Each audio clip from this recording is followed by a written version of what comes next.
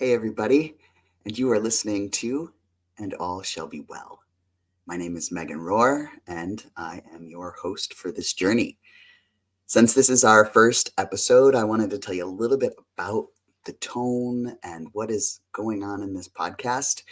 The idea comes from a famous phrase by mystic Julian of Norwich said, in the midst of plague and hard things and all of the tough things that were going on during her time, the world was swirling and chaotic, and she believed that all things are meant to be well, and that whatever the divine plan is, or the divine being in charge of things, also wanted all things to be well. And she said it in a repetitive way. She said, and kind of like this benevolent thing that is bigger than us in hard times whispers over our shoulders like a kind parent or grandparent, and all will be well, and all will be well, and all will be well. Repeating it in a way that sort of wills it to happen and proclaims that it is how the world ought to be in the midst of times when it doesn't quite feel that way. I have been a work in progress all my life. I continue to be a work in progress. I'm someone who likes to learn new things all the time and be in conversation with others and to share some of the wisdom that I collect on my journey with folk who also are interested in being well. And so this conversation is sharing some of those conversations from the past, but shortened because we ain't got time to go back into the archives and listen to all of that. So this is like best of previous wisdom conversations that I've been able to have with people, and some new conversations that are helping me be my best. People talking about how they learn to be their best or get through hard things, in hopes that it's the support you need to make it through your week, or to carry on your journey, or to continue to be kind in a world that is real hard to navigate. The vibe, sort of, if you need to kind of think about like, what is it I'm going to hear, is everything that helps you feel well is on the table. Mind, body, spirit, kindness, just things that help us be works in progress who are kind to ourselves, kind to others, and caring for the world whenever we have the opportunity to. But this is going to be a place that is not guilting anyone about what they didn't do in the past, and is always rooting people towards whatever shall be well in the future. I was also sort of inspired by the Persian parable of the scorpion that rides on top of the tortoise, trying to get to the other side of a river or a lake. And the turtle knows the scorpion's probably going to sting it, but the scorpion kind of says, yeah, I can't sting you while you're carrying me, because then we'll both die, and that would be silly. In the Persian version of this story, as the turtle is taking the scorpion across the water, the scorpion tries to sting them, but they have a shell, and so they survive. In other versions of this story, where it's a frog that is stung by the scorpion, the frog does not survive, and they both die. And the point of sharing this story is that there are these ancient ways in which we encounter the stings and the slings and the arrows of the world, and the ways that people hurt and harm. And I don't know about you, but I want to be like the turtle or the frog who still is living with kindness, who still wants to help, even though it is inevitable that hurt and harm might be in the future. So how do we get a turtle shell that helps us keep swimming? How do we become people who recover after we get stung by the scorpions of the world? The and all will be well part of this podcast is because we haven't figured it out yet. I personally am still working through this all. And so these conversations are active and as much to help me figure out how to navigate paths forward with kindness and love as they are to share with other people. There are no experts. So we will begin this conversation with a beloved person, a wise person, Brian Falduto, who maybe is best known for being a child actor in the School of Rock. movie, but nowadays is a life coach, and particularly helping folk who are gay to navigate the world in ways that are kinder to themselves. And Brian's story felt like a great first place for this podcast to start, because Brian's talking about being better by not lying to himself anymore, by not being cruel to himself anymore. And so we start this journey by looking at ourselves and what we want to work on so that all can be well.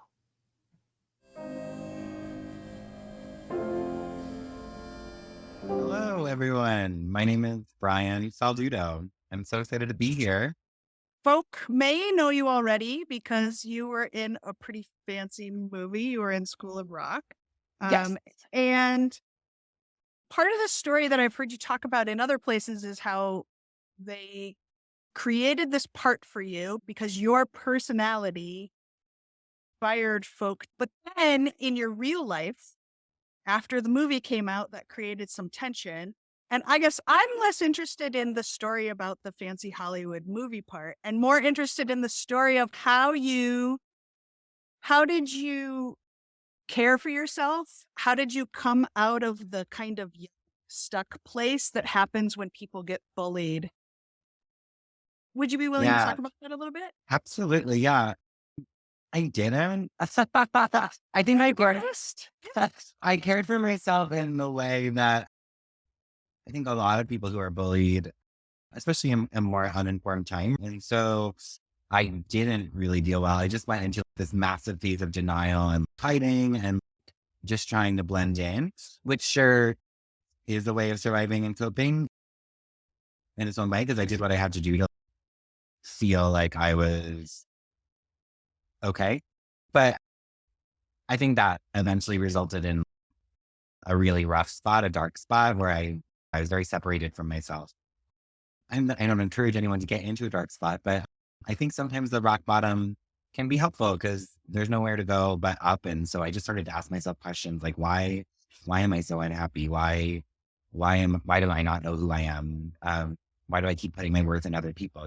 So it was like, I started to ask those questions and I was like, I gotta figure out the answers. So I started this slow climb, from rock bottom. And I've heard a lot of people who come, the reason they, get to where they need to be is because of that dark time. Yeah. What was the kind of time frame in your life when this was happening? Because you seem young, elementary school-ish. I was a child actor. I played Billy in School of Rock. And My children's favorite part in the movie. Good job. So I was 11 and I did a lot of child acting. I would have a bunch of like regional theater credits. That was like my thing for a while. And then I went to high school and I did the normal high school thing, but I went to like a really private Catholic school where it was really hard to be known as the gay kid from School of Rock. And then I went to college. Then I went to LA, actually. I went to California. And this was around age 25. And I got into this really terrible relationship with someone who treated me terribly. But that was like the third time I had done that. I kept going into these relationships with people who were just awful to me. And I was like, why am I so interested in people who are treating me like shit? And then I was like, oh, because you talk to yourself that way. And so it was like this whole, how do I fix that? How do I talk to myself better? Mm-hmm. Yeah. One of the biggest life lessons I had after relationships like that was to just decide never to convince anyone to love me anymore. That the person you want in your life who's going to be your long-term partner is someone who like knows why they want to love you. Yeah. But if I'm putting all of my time and energy into convincing someone to love me, then that's not right. Then it's not love; it's manipulation at that point. And I was a master manipulator. I knew what to say to get people to like say what I needed to hear. So it was. And through all of this too, you also had a faith journey that was happening too, right? Because you have your wonderful song that is out. Right? Yeah. God Loves Me Too. Yeah, which is how you and I know each other. I sent it to you because I was inspired by your appearance on clear-eyed was just kind of reach out and share it. And yeah, I grew up in the church. It's the first memories of music I can remember. First memories of performing I can remember because I was in the children's choir. First memories of like people I was close to that I can remember, my church family. And then I went to private school. So I went to theology class for 45 minutes a day, every day. And there was masses, like once a week it felt, and just constant. It was just church. Church was everywhere. It was never, the only time I ever separated from it was when I went to college.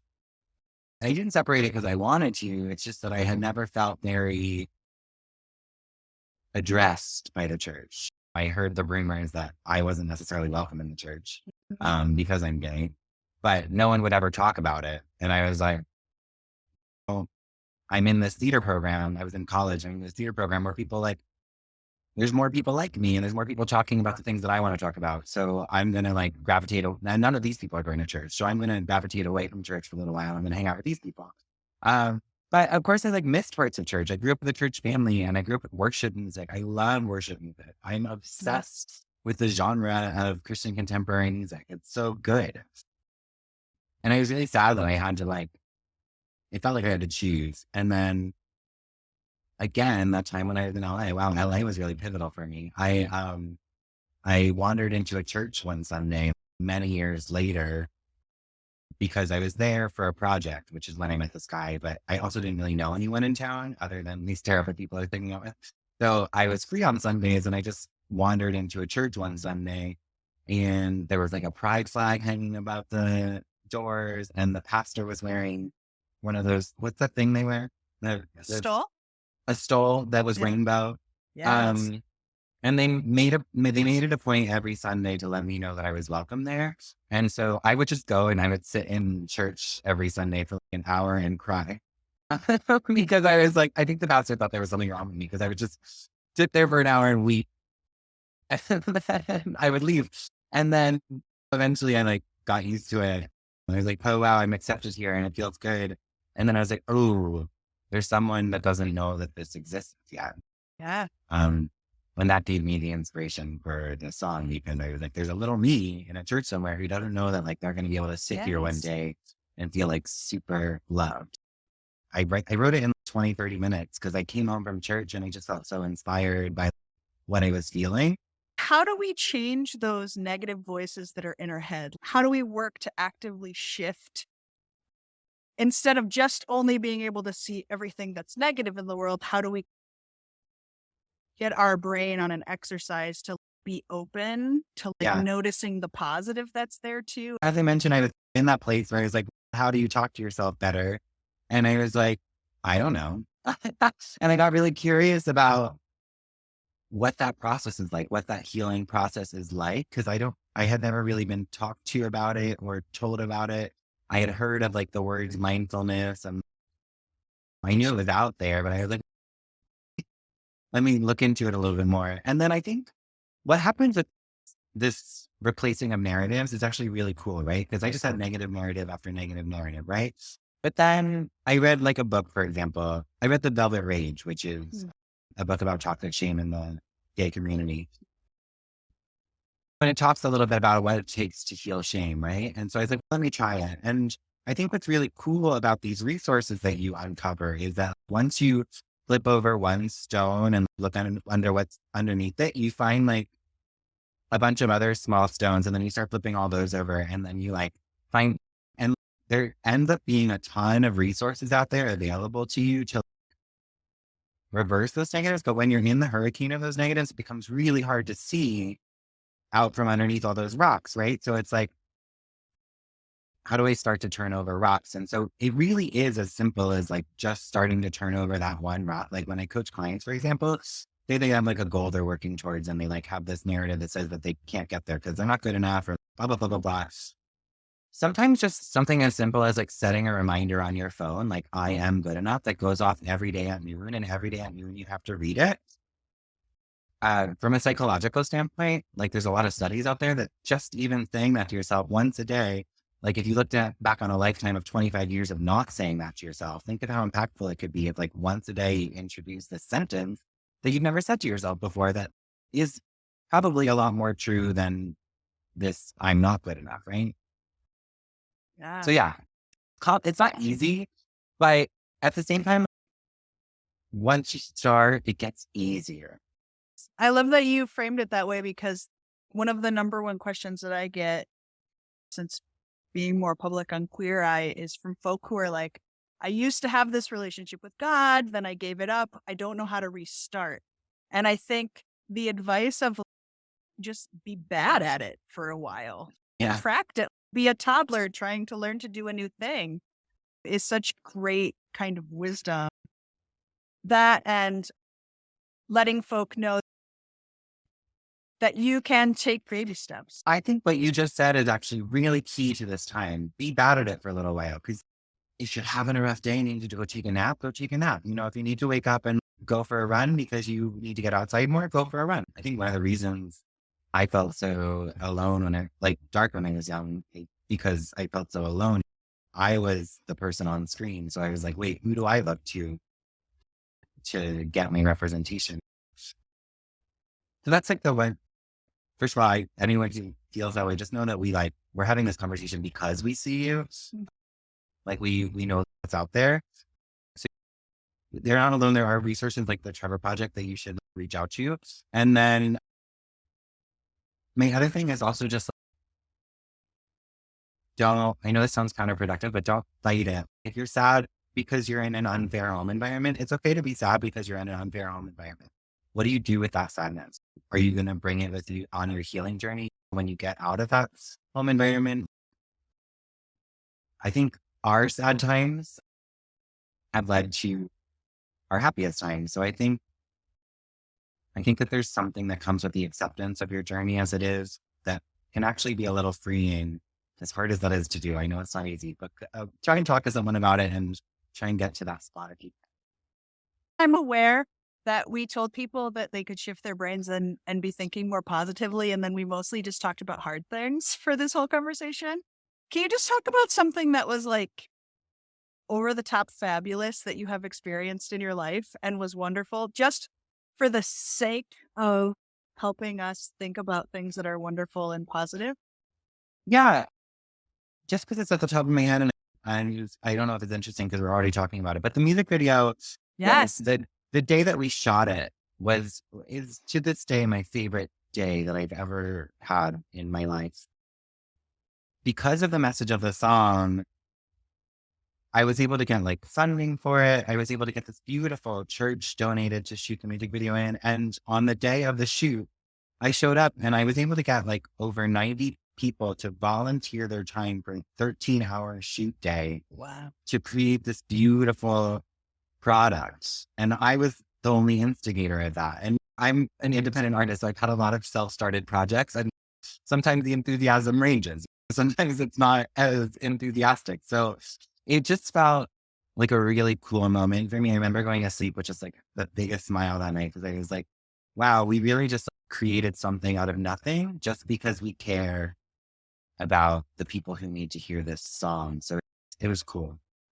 I've also appreciated that you wrote this song because it was a part of your journey and it needed to come out of you, right? I love that you keep mentioning the fact that it was just something that I had to get out of me, because that is my songwriting approach. I don't ever start with like a mission. I always I'm like, what feels true to me? And then sometimes I like write it down. I'm like, I'm never going to share that. And then sometimes I'm like, this should be shared. That feels like the most authentic songwriting approach to me. People who are writing songs to make a change, I'm impressed by them. I don't know that I would be able to do that. I always have to write from a personal thing. It's just how I operate. And I'm grateful that you took that risk and that you put that out there. I'm grateful that and even like School of Rock, I'm grateful, even if you didn't know what the risk was, that you took that risk, right? So I just want to offer that back to you, that I'm grateful at how much risk it takes to put stuff out there. And I'm also grateful for the kinds of things that you've curated to put out there, because I think great job. Yay. Thank you. I'm really grateful for that reflection. Yeah. I was getting a little teary-eyed. Yeah, I reflect on my own thing. And I'm sure you've had similar. I just look back and I'm like, oh, it's all making sense now. Yeah. And yeah, I'm really grateful that I think it's a privilege that I get to connect with you now. I ran from that opportunity back when I was that mirror for people that they maybe needed because I wasn't able to look at myself in the mirror, and it's exciting. Yeah. So thank you so much. And thank you for letting me come and chat with you. What's the best way for people to reach out to you if they want to learn more about your story, or if they want life coaching, or if they want to just follow the stuff that you're putting out online and your podcast? Yeah. The best way to find me is on Instagram, Brian Falduto. I also have an Instagram called The Gay Life Coach, which is geared towards my podcast and my coaching business. The Brian Falduto is more like personal, but just feel free to connect with me on there. I'm not very good at the other forms of social media, so that's where you should find me.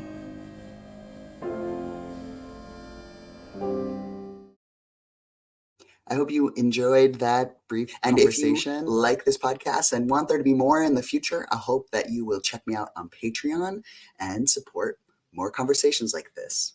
If you get a chance, like and subscribe. It really helps more people like you to find this space, and it helps me to get this podcast out in the world. Thank you, and we'll see you again next week.